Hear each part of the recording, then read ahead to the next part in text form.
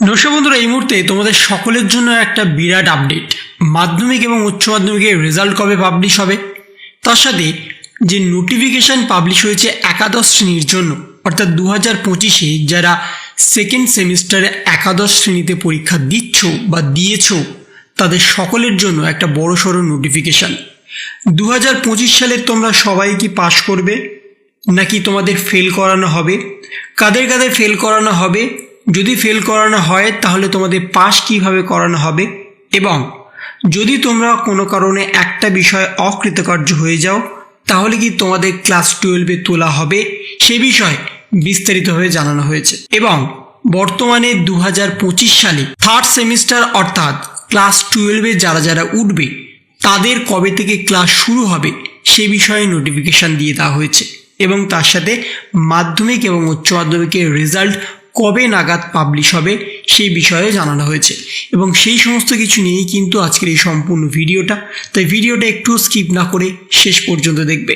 প্রথমেই তোমাদের জানিয়ে রাখি মাধ্যমিক এবং উচ্চ মাধ্যমিকের রেজাল্ট কবে নাগাদ পাবলিশ হবে। 2025 সালে এখনও পর্যন্ত উচ্চ মাধ্যমিকের পরীক্ষা চলছে এবং মাধ্যমিকের পরীক্ষা কমপ্লিট হয়ে গেছে। মাধ্যমিকের রেজাল্ট বেরোনোর এক সপ্তাহ পরে উচ্চ মাধ্যমিকের রেজাল্ট প্রকাশ হবে এমনটাই কিন্তু জানানো হয়েছে।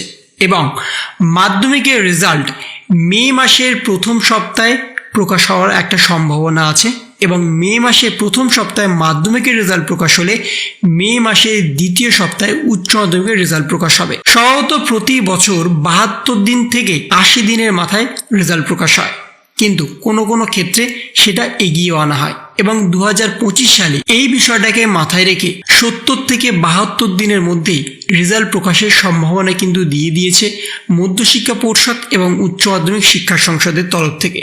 এবং মে মাসের প্রথম সপ্তাহে মাধ্যমিকের রেজাল্ট প্রকাশ হতে পারে এবং মে মাসের দ্বিতীয় সপ্তাহে উচ্চ মাধ্যমিকের রেজাল্ট প্রকাশ হতে পারে। এবার আসি ক্লাস 11-এর জন্য। ক্লাস 11-এ যারা যারা পরীক্ষা দিয়ে সরাসরি পাশ করে যাবে তাদের ক্লাস শুরু হবে ফার্স্ট উইক অফ এপ্রিল 2025, অর্থাৎ 2025-এর এপ্রিল মাসের প্রথম সপ্তাহ থেকেই তোমাদের ক্লাস 12-এর সরাসরি ক্লাস শুরু হয়ে যাবে। এবং অনলাইনে হবে নাকি অফলাইনে হবে, কারণ তোমরা জানো গ্রীষ্মের ছুটির জন্য এবং তাপপ্রবাহ সতর্কবার্তা জারি করার জন্য তোমাদের ক্লাস পিছিয়ে যেতে পারে, অথবা তোমাদের সরাসরি অনলাইনেও ক্লাস হতে পারে, কিন্তু সেই বিষয়ে এখনো পর্যন্ত স্পষ্টত কিছু জানানো হয়নি। এবং তার সাথে যে গুরুত্বপূর্ণ বিষয় সেটা হচ্ছে পাশ করা নিয়ে। 2025 সালে কাদের কাদের পাশ করানো হবে নাকি সকলকেই পাশ করানো হবে সে বিষয়ে যে নোটিফিকেশান এখানে দিয়ে দেওয়া হয়েছে সেখানে স্পষ্টত জানিয়ে দেওয়া হয়েছে 2025 সালে ফার্স্ট সেমিস্টারে যারা যারা পাশ করতে পারেনি কোনো একটি বিষয় তাদেরকে সরাসরি নতুনভাবে পরীক্ষা দিতে হবে, এবং সেটাও সেকেন্ড সেমিস্টার হয়ে যাওয়ার পরে তোমাদের স্কুলের তরফ থেকে জানিয়ে দেওয়া হবে তোমাদের কবে সেই পরীক্ষাটা হবে। এবং 2025 সালে যারা যারা সেকেন্ড সেমিস্টার দিয়েছো, অর্থাৎ সবাই যারা যারা সেকেন্ড সেমিস্টার দিয়েছো, তারা যদি কোনো বিষয়ে অকৃতকার্য হয়ে যাও, সেটা প্র্যাকটিক্যাল হতে পারে অথবা তোমাদের থিওরি পেপারে হতে পারে, সেখানে তোমাদের সরাসরি 2025 সালে আর কিন্তু নতুন ক্লাসে তোলা হবে না, সেই বিষয়টি কিন্তু এখানে উচ্চ মাধ্যমিক শিক্ষা সংসদের তরফ থেকে ডিক্লেয়ার করে দেওয়া হয়েছে। তবে কাদের পাশ করানো হবে, 2025 সালে যদি তোমরা ফার্স্ট সেমিস্টারে সকল বিষয়ে পাশ নাও করতে পারো, একটি বিষয়ে যদি কোনো কারণে অকৃতকার্য হয়ে যাও, তাহলে তোমাদের আরেকটা সুযোগ থাকবে, অর্থাৎ সেকেন্ড সেমিস্টারে পরে তোমাদের সেই পরীক্ষা দেওয়ার জন্য একটা ডেট দিয়ে দেওয়া হবে স্কুলের তরফ থেকে, এবং সেখানে তোমরা যদি পাশ করে যাও তাহলে তোমাদের ক্লাসে তুলে দেওয়া হবে। সাপোজ তোমরা ধরো ফার্স্ট সেমিস্টারে সব বিষয়ে পাশ করেছো, কিন্তু সেকেন্ড সেমিস্টারে যে ডেসক্রিপটিভ পরীক্ষা হচ্ছে বা হয়ে গেছে সেখানে যদি তোমরা কোনো বিষয়ে অকৃতকার্য হয়ে যাও তাহলে কিন্তু তোমাদের কাছে আর সেই সুযোগটা থাকবে না। তোমাদের সরাসরি ক্লাস 11-এ নতুন সেশন শুরু করতে হবে, অর্থাৎ ক্লাস 11-এ আবার তোমাদের পরীক্ষা দিতে হবে, আবার তোমাদের সারা একটা বছর ক্লাস 11-এ থাকতে হবে।